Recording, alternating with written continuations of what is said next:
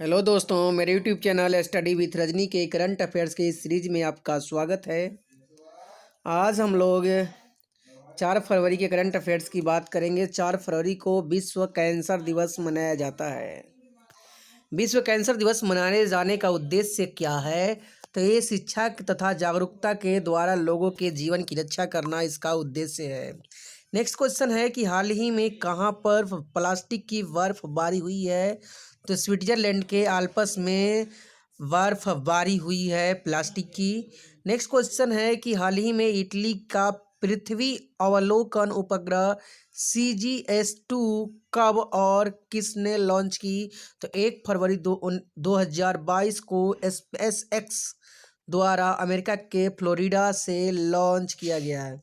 Next question है कि भारतीय मूल के एंटोनियो कोस्टा को पुनः पुर्तगाल का प्रधानमंत्री नियुक्त किया गया। तो क्वेश्चन पूछा जा सकता है कि पुनः पुर्तगाल का प्रधानमंत्री या पुर्तगाल का प्रधानमंत्री कौन है? तो एंटोनियो कोस्टा, क्योंकि ये भारतीय मूल के व्यक्ति हैं। ठीक है, नेक्स्ट बात करें हम लोग कि हाल ही में 2022-23 में विश्व विरासत सूची में शामिल करने के लिए किसे नामित किया गया है? विश्व विरासत सूची में नामित करने के लिए जोड़ने के लिए किसे नामित किया गया है? तो वह होयसल मंदिरों को नामित किया गया है। और होयसल मंदिर जो है यह होयसलों के द्वारा बनाया गया है। कर्नाटक के बेलूर, होलीवीड और सोमनाथपुरा में स्थित है मंदिर, जिसे यूनेस्को की विश्व विरासत सूची में शामिल करने के लिए नामित किया गया है। नेक्स्ट बात करते हैं हम लोग कि RAMP प्रोग्राम क्या है?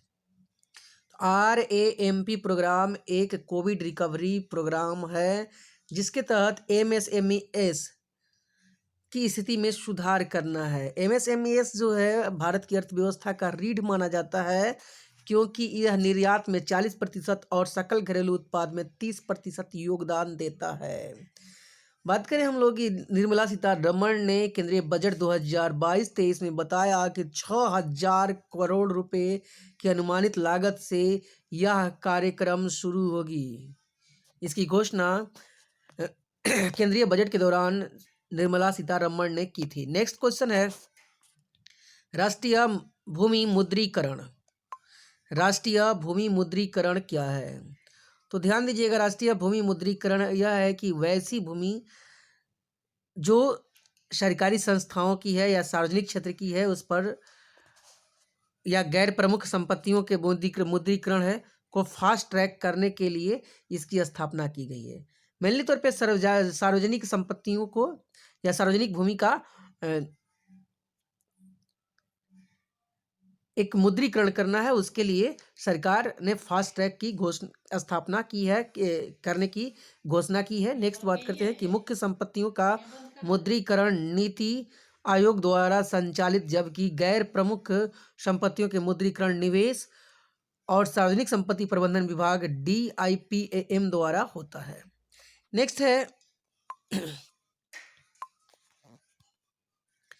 महारानी एलिजाबेथ चर्चा में इस समय क्यों है? महारानी एलिजाबेथ इंग्लैंड की महारानी हैं और चर्चा में इसलिए है कि इनकी उम्र लगभग 95 साल हो चुकी है, 95 वर्ष की हो चुकी हैं। और 6 फरवरी 2022 को यह शासन का 70 साल पूरा करेंगी।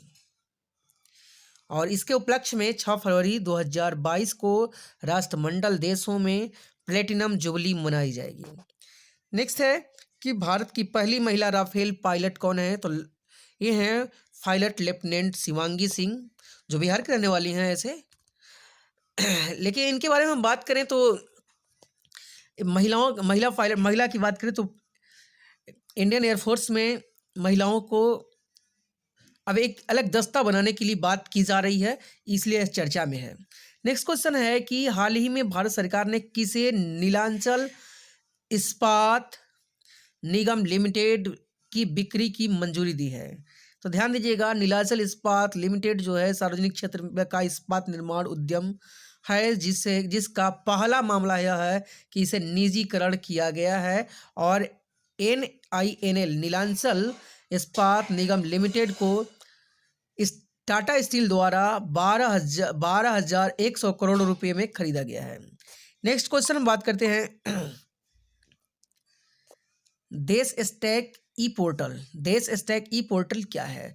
तो देश स्टैक ई पोर्टल जो है इसकी इसकी घोषणा जो है बजट भाषण के दौरान वित्त मंत्री निर्मला सीतारमण ने की थी। यह ऑनलाइन यह इसका उद्देश्य जो है कि ऑनलाइन परीक्षण के माध्यम से प्रशिक्षण के माध्यम से, यहाँ पे परीक्षण नहीं प्रशिक्षण होना चाहिए, प्रशिक्षण के माध्यम से नागरिकों को कौशल या री स्किलिंग को सशक्त बनाना है। नेक्स्ट बात करते हैं हम लोग सॉवरेन ग्रीन बॉन्ड क्या है, या सॉवरेन ग्रीन बॉन्ड किसने जारी किया था, कब किया था? तो 2022-23 भाषण के बजट प्रस्तुति के दौरान वित्त मंत्री निर्मला सीतारमण ने सॉवरेन ग्रीन बॉन्ड को जारी किया था। नेक्स्ट क्वेश्चन है कि 2022-23 में ई पासपोर्ट लॉन्च करेगी सरकार, इसकी घोषणा किसने की थी? तो वित्त मंत्री निर्मला सीतारमण ने बजट भाषण के दौरान ही की थी। नेक्स्ट है कि पहला ई पासपोर्ट सबसे पहले किसे मिला था? भारत में पहला ई पासपोर्ट किसे मिला था? तो वह मिला था 2008 ईस्वी में तत्कालीन राष्ट्रपति प्रतिभा देवी सिंह पाटिल को मिला था। यह भारत की पहली महिला राष्ट्रपति थी। नेक्स्ट बात करते हैं हम लोग 2 फरवरी को विश्व आर्द्र भूमि दिवस मनाया गया, जिसमें भारत के दो नए स्थल को रामसर सूची में जोड़ा गया है। हाँ, ध्यान दीजिएगा, जो व्यक्ति अगर रामसर के बारे में जानना चाहते हैं तो वो हमारे प्लेलिस्ट में जा करके रामसर सूची का वर्णन आप देख सकते हैं। उसमें हालांकि 47 ही था, अभी हाल फिलहाल में 2 इसमें जोड़ा गया है। अब भारत में रामसर स्थलों की संख्या 49 हो चुकी है। भारत का 48वां रामसर स्थल वखीरा वन्यजीव अभयारण्य गोरखपुर है, और 49वां की बात करें हम लोग तो रामसर खिजड़िया 49वां रामसर स्थल जो है खिजड़िया पश्चिम बिहार जामनगर गुजरात में स्थित है। नेक्स्ट बात करते हैं हम लोग, अब बात करते हैं वखीरा वन्यजीव अभयारण्य की। यह भारत का सबसे बड़ा प्राकृतिक बाढ़ मैदान आर्द्रभूमि क्षेत्र है। ये ग्रे हेडन स्वैम्पफेन का प्रजनन स्थल है। इसे पर्पल स्वैम्पफेन या इंडियन पर्पल मुरहेन भी कहा जाता है।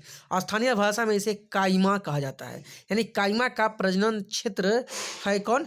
तो वखीरा वन्यजीव अभयारण्य जो गोरखपुर के पास स्थित है। नेक्स्ट हम लोग बात करते हैं कि 49वां रामसर स्थल कौन सी है? तो 49वां रामसर स्थल जो है खिजड़िया पक्षी अभयारण्य जामनगर गुजरात है। ठीक है, नेक्स्ट क्वेश्चन है कि व्यापार और जीवन यापन सुधार के लिए वन नेशन वन रजिस्ट्रेशन की घोषणा किसने की थी? तो यह की थी वित्त मंत्री निर्मला सीतारमण ने, वो भी बजट भाषण के दौरान की थी। और बजट भाषण का जल्द ही मैं एक वीडियो लाने वाला हूँ, आप लोग ध्यान दीजिए। इंडिया प्रेस फ्रीडम रिपोर्ट 2021 किसने प्रस्तुत की थी? तो right and risk analysis group द्वारा इंडिया प्रेस फ्रीडम रिपोर्ट 2021 जारी की गई थी। तो दोस्तों आज के लिए इतना ही, धन्यवाद।